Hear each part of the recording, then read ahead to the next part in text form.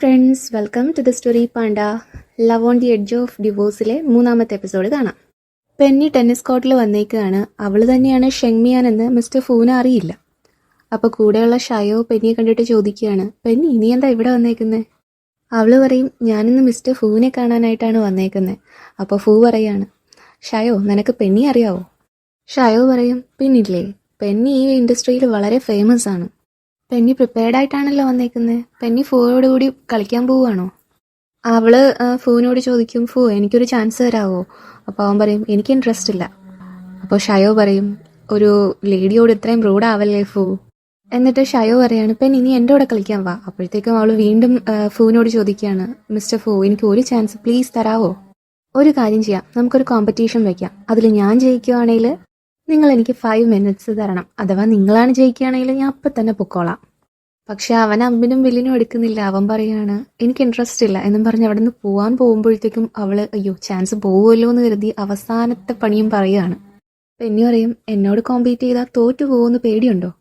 അത് കേട്ടതും നടന്നു പോയി അവൻ തിരിച്ചു വന്നിട്ട്, ഇത് നീ ചോദിച്ചു വാങ്ങുന്നതാണ് എന്ന് പറയുകയാണ്. ഒട്ടും സംശയമില്ലാതെ അവർ രണ്ടുപേരും നന്നായിട്ട് കളിക്കുകയാണ്. ഇഞ്ചോടിഞ്ച് പോരാടുകയാണ്. ഇവർ കളിച്ചുകൊണ്ടിരിക്കുന്നതിനിടയ്ക്ക് ഷയോയ്ക്ക് ഫോണിലൊരു മെസ്സേജ് വരും. പെന്നിയുടെ സ്റ്റുഡിയോ പണയത്തിലാണ്, അത് എത്രയും പെട്ടെന്ന് എടുത്തില്ലെങ്കിൽ അത് വിറ്റുപോകും എന്നുള്ള അവസ്ഥയിലാണ് എന്ന് പറഞ്ഞിട്ടാണ് മെസ്സേജ് വരുന്നത്. അപ്പോൾ അവന് മനസ്സിലാവും, അതുകൊണ്ടാണ് അവൾ ഫൂയെ അപ്രോച്ച് ചെയ്ത് ഇത്രയും കഠിനമായിട്ട് ഇവിടെ തന്നെ നിൽക്കുന്നത്. കളി അവസാനം രണ്ടുപേരും ജയിക്കാതെ ഡ്രോയിൽ വരികയാണ്. അപ്പോൾ അവൾ അവൻ്റെ അടുത്ത് വന്ന് ചോദിക്കുന്നുണ്ട്. അപ്പോൾ അവൻ പറയുന്നുണ്ട്, നമ്മൾ രണ്ടുപേരും ജയിച്ചില്ലല്ലോ, അപ്പോൾ നീ പറയുന്നത് എന്താണെന്ന് എനിക്ക് കേൾക്കേണ്ട ആവശ്യമില്ല എന്നും പറഞ്ഞ് അവൻ അവിടുന്ന് പോവുകയാണ്. അവളിങ്ങനെ മിസ്റ്റർ ഫൂ പോവല്ലേ എന്നും പറഞ്ഞ് അവൻ്റെ പുറകെ ഇങ്ങനെ ഓടി വരുമ്പോഴത്തേക്കും ഷയോ അവളെ തടഞ്ഞു നിർത്തിയിട്ട് സംസാരിക്കുകയാണ്. പെന്നി നിന്നോട് ആരെങ്കിലും നീ ബ്യൂട്ടിഫുൾ ആണെന്ന് പറഞ്ഞിട്ടുണ്ടോ എന്ന് ഷയോ ചോദിക്കുകയാണ് അവളോട്. ഈ ഷയോ ആണെങ്കിൽ ഒരു കോഴിയാണ്. അവനിങ്ങനെ പറയാണ്, ഞാൻ എല്ലാ തവണ നിന്നെ കോൺടാക്ട് ചെയ്യാൻ ശ്രമിച്ചപ്പോഴും നിന്നെ കിട്ടിയിട്ടില്ല. എന്തായാലും നമ്മളിപ്പോൾ ഇവിടെ ഉണ്ടല്ലോ, എനിക്കറിയാം നീ ഇപ്പോൾ കാശിന് അത്യാവശ്യപ്പെട്ട് നിൽക്കുകയാണെന്ന്. പെന്നി പറയും, മിസ്റ്റർ ഷയോ നിങ്ങൾ കാര്യം എന്താണെന്ന് പറഞ്ഞാട്ടെ. ഷയോ പറയും, നിന്റെ സ്റ്റുഡിയോ ഇപ്പോൾ പണയത്തിൽ ഇരിക്കുകയല്ലേ. ഞാൻ എപ്പോഴും നിന്റെ ടാലൻറ്റിനെ അപ്രീഷിയേറ്റ് ചെയ്യുന്ന ഒരാളാണ്. നിനക്ക് അത്യാവശ്യം ഉണ്ടെങ്കിൽ നീ ഇന്ന് രാത്രി 7 മണിക്ക് എൻ്റെ സ്റ്റുഡിയോയിൽ വരുമോ? നമുക്ക് അവിടെ വെച്ച് സംസാരിക്കാം എന്നും പറഞ്ഞ് അയാൾ പെന്നിയുടെ തോളിൽ തട്ടിയിട്ട് പോകുന്നു. അന്ന് ഈവനിങ് പെന്നിയാണെങ്കിൽ അയാളെ കാണാനായിട്ട് അയാളുടെ സ്ഥലത്തേക്ക് പോവാണ്. അവൾ അവിടെ ചെല്ലുമ്പോൾ ഷയോ പറയുന്നുണ്ട്, ഇന്ന് ഞാൻ ഫൂവായിട്ട് ഡീല് സൈൻ ചെയ്യാനായിട്ട് ഇരുന്നതാണ്. പക്ഷേ എന്ത് ചെയ്യാം, ഞാൻ ലേഡീസിനെ കുറിച്ച് കെയർ ചെയ്യുന്ന ഒരാളാണ്. എനിക്ക് നിൻ്റെ ഫൈനാൻഷ്യൽ പ്രോബ്ലംസ് ഒക്കെ മനസ്സിലാവും. ഇവിടെ ഇരിക്കുന്ന ഈ വൈൻ മുഴുവൻ നീ കുടിക്കുകയാണെന്നുണ്ടെങ്കിൽ ഫൂവിൻ്റെ പ്രോജക്റ്റ് ഞാൻ നിനക്ക് വിട്ടുതരാം. നീ എന്ത് പറയുന്നു? അവളൊന്ന് ആലോചിച്ചിട്ട് ഞാൻ കുടിക്കാം എന്ന് പറയാണ്. എന്നിട്ട് അവിടെ ഇരിക്കുന്നത് ഓരോന്നായിട്ട് കഴിക്കുന്നുണ്ട്. അപ്പോൾ സമയം ഒരുപാടായി. അവളത് ഏകദേശം ഒന്ന് കുടിച്ച് വന്നപ്പോഴത്തേക്കും തന്നെ അബോധാവസ്ഥയിലേക്കായി വരുന്നുണ്ട്. അപ്പോൾ ആ സമയം അവൻ മുതലെടുക്കാനായിട്ട് ശ്രമിക്കുകയാണ്. ഞാൻ നിനക്ക് ഫൂയുടെ പ്രൊജക്റ്റ് തരാം, പക്ഷേ നീ എനിക്ക് വേറൊരു കാര്യം തരണം എന്നും പറഞ്ഞ് അവളുടെ അടുത്ത് പോയിരുന്ന് അവളുടെ ഡ്രസ്സിലൊക്കെ കയറി പിടിക്കുകയാണ്. അപ്പോൾ അവൾ പറയുന്നു, അവന് തള്ളിയിടട്ടെ, നീ എന്തൊക്കെയാണ് കാണിക്കുന്നതെന്നും പറഞ്ഞ് അവിടെ നിന്ന് ബഹളം വയ്ക്കുകയാണ്. പക്ഷേ അവൻ വീണ്ടും അവളുടെ ദേഹത്ത് കയറി പിടിക്കുകയും കിസ് ചെയ്യാനൊക്കെ ശ്രമിക്കുകയൊക്കെ ചെയ്യുന്നുണ്ട്.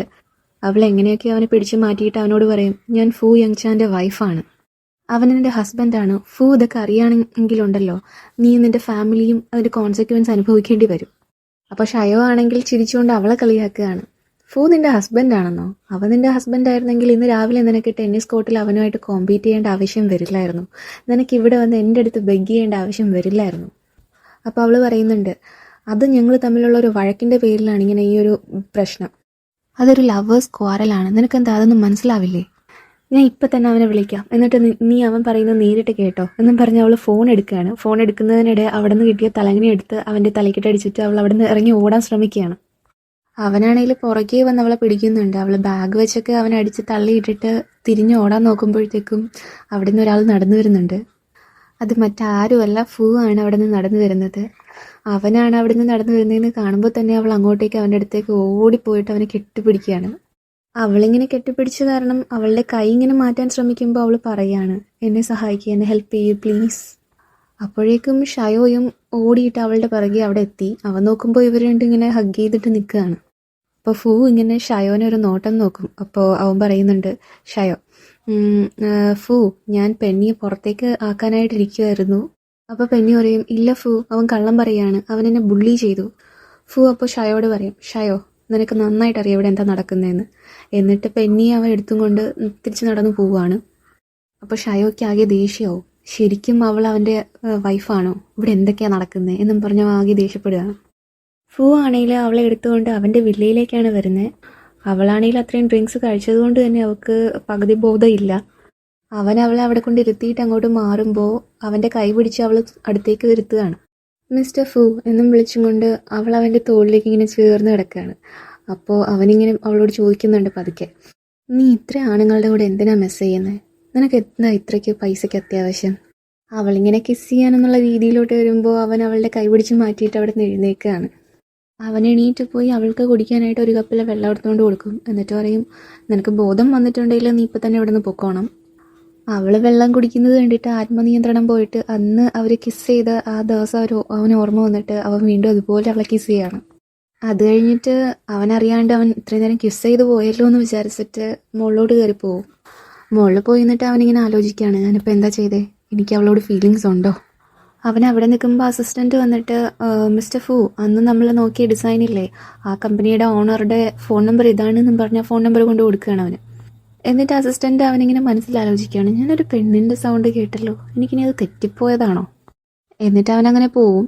അപ്പോൾ ഫൂ ആണെങ്കിൽ ഈ ഫോൺ നമ്പർ നോക്കിയിട്ട് അതിലേക്ക് കോൾ ചെയ്യാണ്. നമ്മുടെ പെന്നിയുടെ നമ്പറാണല്ലോ, അവളുടെ ഫോണിലേക്ക് കോൾ വരും. അവളിപ്പോഴും ആ മദ്യപിച്ചതിൻ്റെ ആ ഒരു ലക്കിൽ നിൽക്കുകയാണ്. ഫോൺ എടുത്തിട്ട് ഇതാരാന്ന് ചോദിക്കും അവൾ. അപ്പോൾ അവൻ പറയും, ഇത് ഫൂ യൻ ചാങ് ആണ്. ഉടനെ അവൾ കരയാൻ തുടങ്ങും, നീ എന്തിനാ എന്നോട് ഇങ്ങനെയൊക്കെ ചെയ്തത്, ഞാൻ എന്ത് തെറ്റാ ചെയ്തത് എന്നൊക്കെ പറഞ്ഞ് അവളിങ്ങനെ കരയാണ്. അപ്പോൾ അവൻ നോക്കുമ്പോൾ ഫോണിൽ നിന്നും സൗണ്ട് കേൾക്കുന്നുണ്ട്, അതേ സൗണ്ട് തന്നെയാണ് താഴെ നിന്നും കേൾക്കുന്നത്. അങ്ങനെ അവന് താഴോട്ട് ഇറങ്ങി പോവുകയാണ്. അപ്പോൾ അവൾ പറയുന്നുണ്ട് ഫോണിൽ കൂടെ, ഞാൻ എന്ത് തെറ്റാണ് ചെയ്തത്, ഞാനൊരു ചാൻസ് അല്ലേ ചോദിച്ചുള്ളൂ, നീ എന്തുമാത്രം എന്നെ ഇഗ്നോർ ചെയ്യുന്നുണ്ട്, എന്ത് തെറ്റാണ് ഞാൻ ചെയ്തതെന്നൊക്കെ പറഞ്ഞ് ഭയങ്കരമായിട്ട് വിഷമിക്കുകയാണ്. അവളിങ്ങനെ കരഞ്ഞും കൊണ്ട് സംസാരിക്കുമ്പോൾ അവനാണെങ്കിൽ അത്ഭുതപ്പെട്ടും കൊണ്ട് ഇതിവളാണോ എന്നും പറഞ്ഞ് താഴോട്ട് ഇറങ്ങി വരികയാണ്. എന്നിട്ട് അവളെ നോക്കിക്കൊണ്ടിങ്ങനെ നിൽക്കുകയാണ്. ഇതോടെ 3ാമത്തെ എപ്പിസോഡ് കഴിയാണ്. അടുത്ത എപ്പിസോഡിനായി വെയിറ്റ് ചെയ്യുക. വീഡിയോസ് ഇഷ്ടമാവുന്നുണ്ടെങ്കിൽ ലൈക്ക് ചെയ്യുക, കമൻറ്റ് ചെയ്യുക, സബ്സ്ക്രൈബ് ചെയ്യണേ. സ്നേഹത്തോടെ signing off the story Panda.